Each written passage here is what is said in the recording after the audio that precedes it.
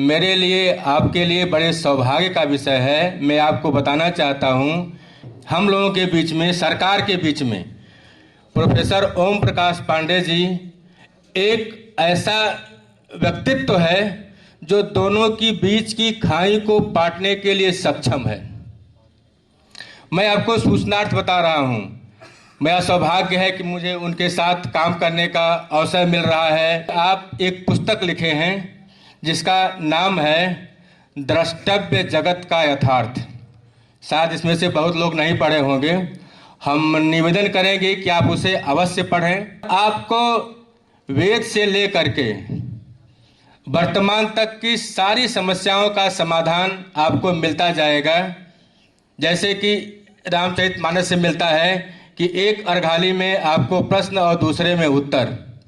उसके बाद आपने एक पुस्तक लिखी वर्ल्ड बियॉन्ड कॉन्शसनेस, जिसे पूरा विश्व का वैज्ञानिक एक्सेप्ट करता है। आज विज्ञान 300 साढ़े 300 साल में काफ़ी ऊंचाई को प्राप्त कर लिया है, लेकिन उस बिंदु को अब वह कॉन्सेंट्रेट है कि वास्तव में कॉन्शसनेस क्या है।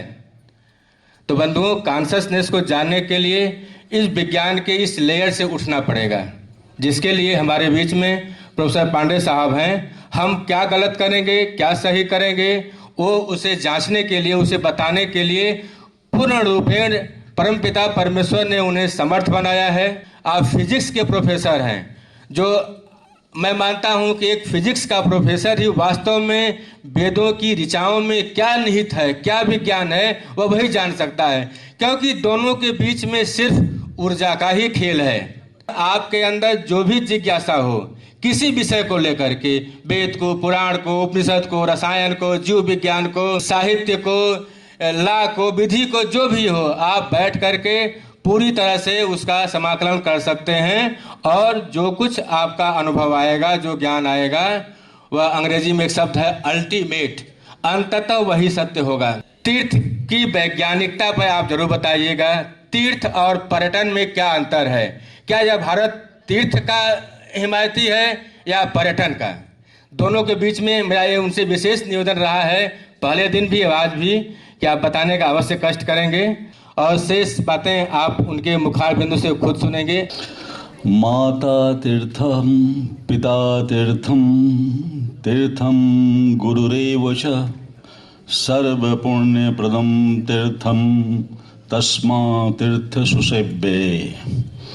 देखिए, यहाँ पर तीर्थ के विषय में सारी बातें हो रही हैं कि तीर्थ क्या है।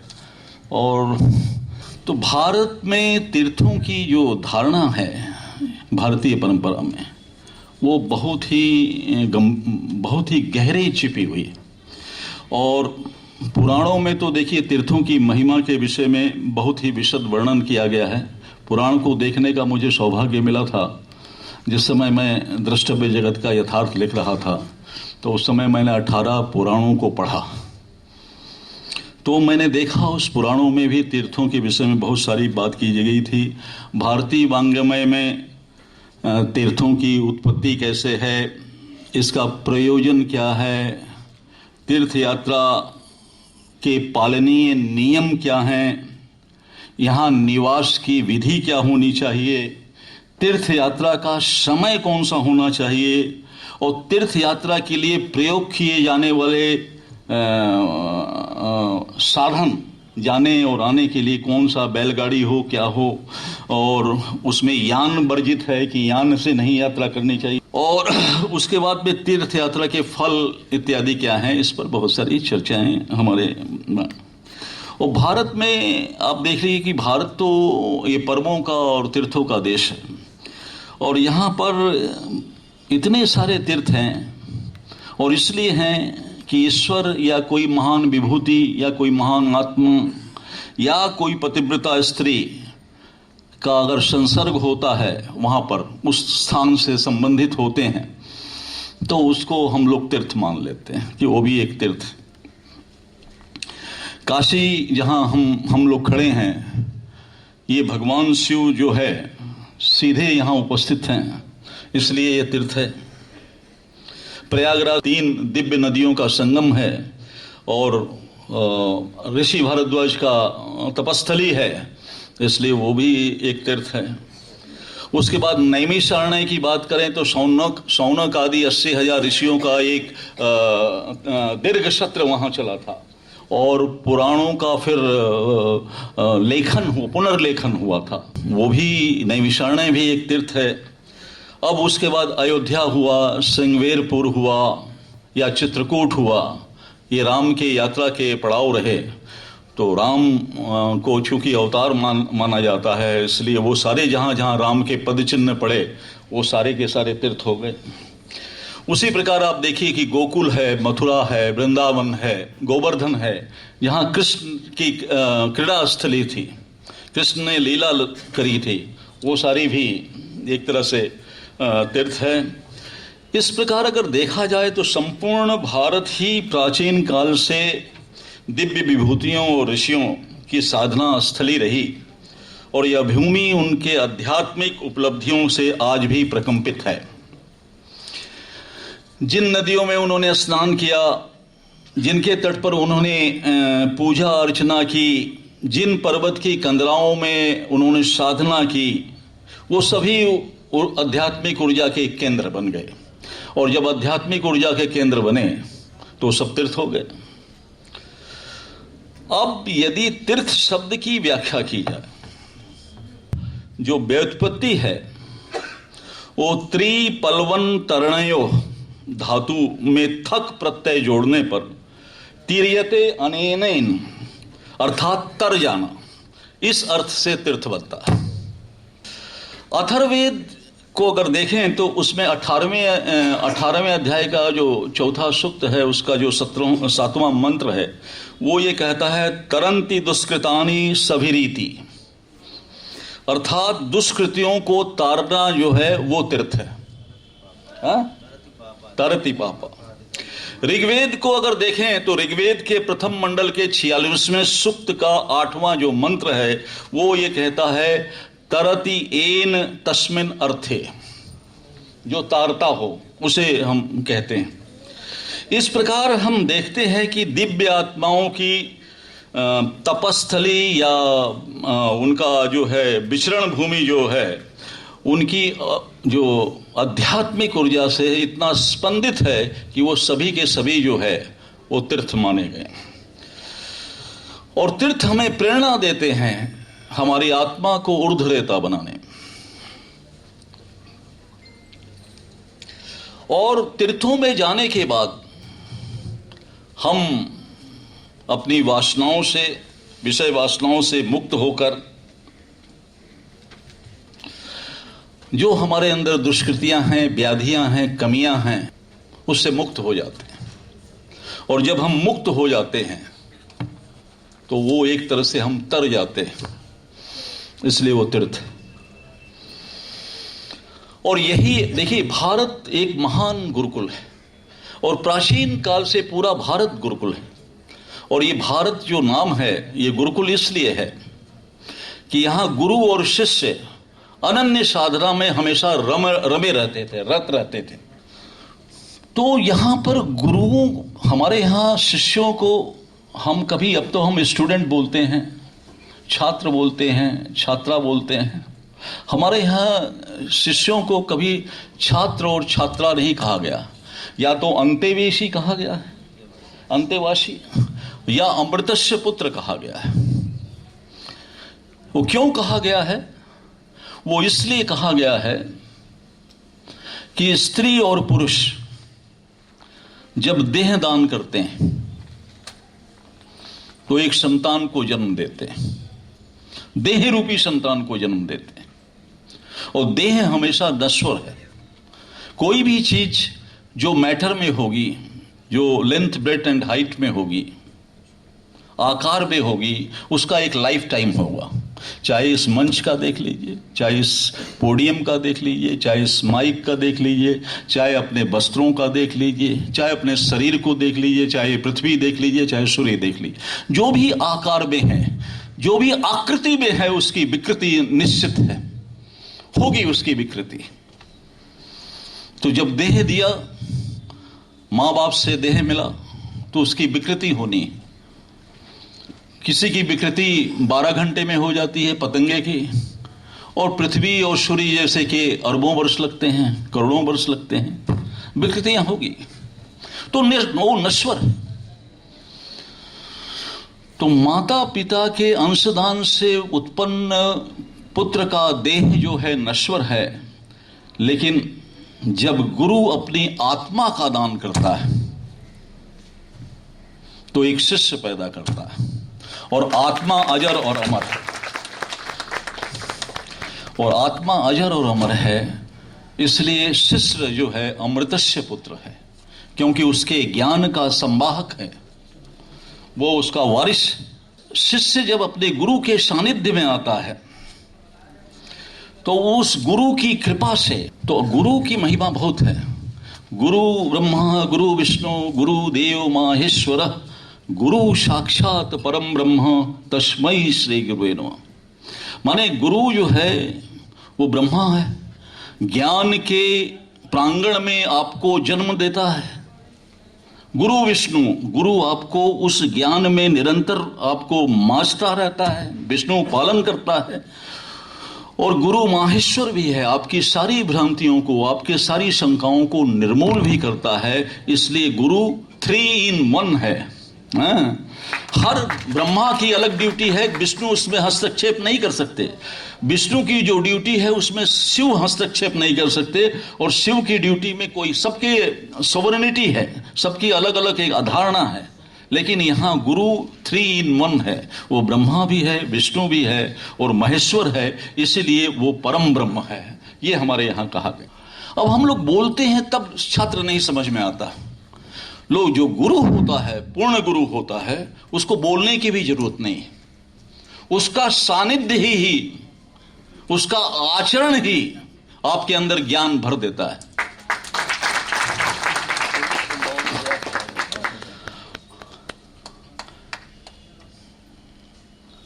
और उसके लिए एक श्लोक मैं कहूंगा, चित्रम बटतरु मूले वृद्धा शिष्या गुरु युवा गुरुस्त मौनम व्याख्यानम शिष्यास्तु छिन्न संशया। बट वृक्ष के नीचे चित्र के भांति, माने हिलडुल नहीं रहे, चित्र के भांति गुरु और शिष्य बैठे हुए हैं। गुरु युवा है और शिष्य वृद्ध हैं।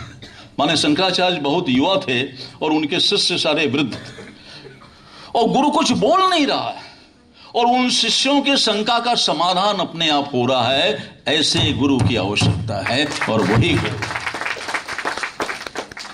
और यहां उपस्थित इतने सारे आचार्य हैं, मैं तो एक गुरु की बात किया, इतने सारे आचार्य यहां उपस्थित हों, अतः मैं यह मानता हूं कि यह सभागार वीर तीर्थ है।